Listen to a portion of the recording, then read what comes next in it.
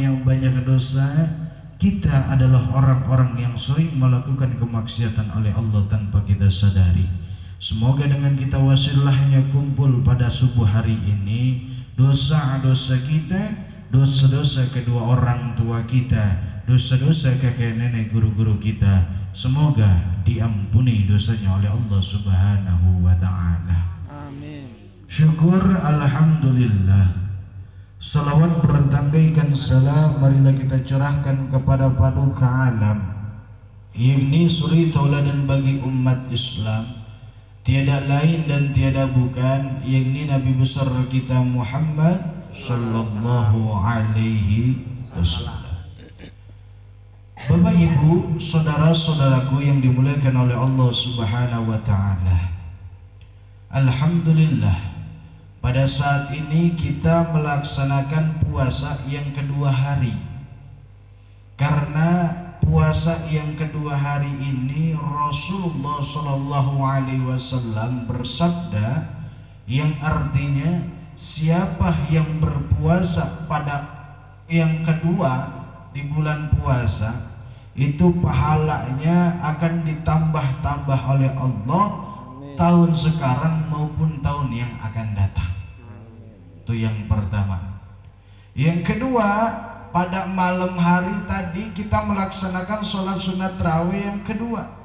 Siapa orang yang melaksanakan sholat sunat tarawih pada dua malam tarawih, itu dosanya kita diampunin tahun sekarang, yang lalu maupun yang akan datang. Amin ya Allah ya Rabbal alamin. Karena bicara puasa nyambung sama yang kemarin.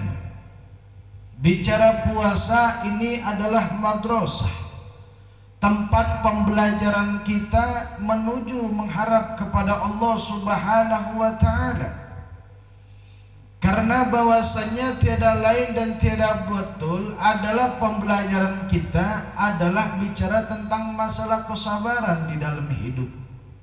Karena bicara kita nih yang namanya puasa, bahasa Indonesianya yang artinya menahan dari segala apapun, terutama menahan dari hawa nafsu.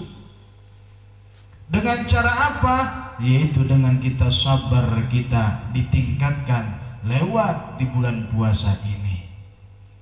Di dalam kitab Nasuhul Ibad yang dikarang oleh Syekh Ibnu Hajar Al-Asqalani, kenal orang sama Syekh Ibnu Hajar?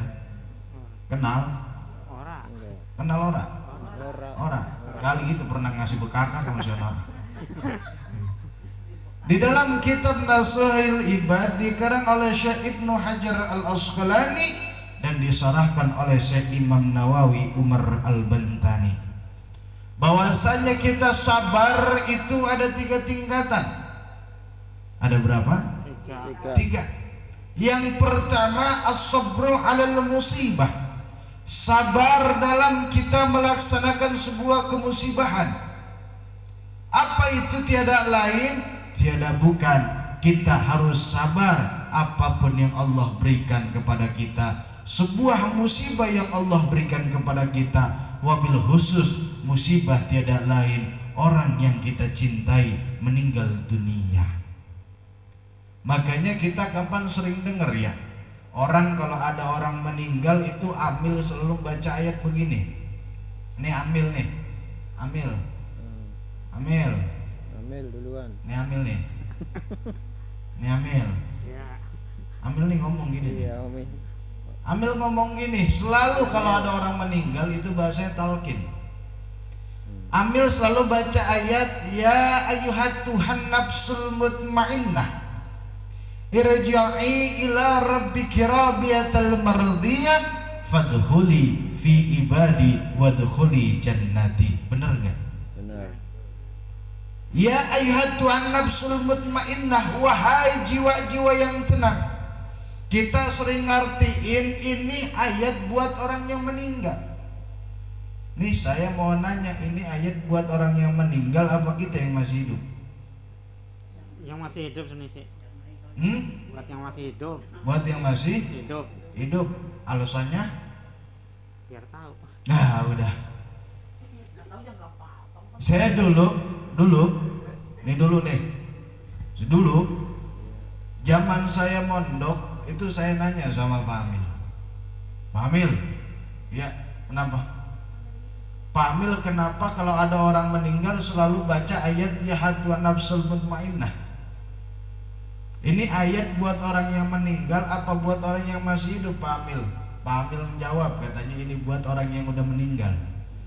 Saya mikir secara logika, ini kalau seandainya ayat ini buat orang yang meninggal, yang artinya itu kan ya ayyuhat Tuhan nafsul mutmainnah, wahai jiwa-jiwa yang tenang. Perasaan kalau seandainya ini buat ayat buat orang yang meninggal, mayat mah yang namanya orang meninggal tenang baik hidupnya. Bener apa bener? Bagian kata kupingnya kita sodok, diam be dia mah. Mayit namanya ge. Bener apa bener? Nggak taunya ini ayat buat kita yang masih hidup. Kenapa?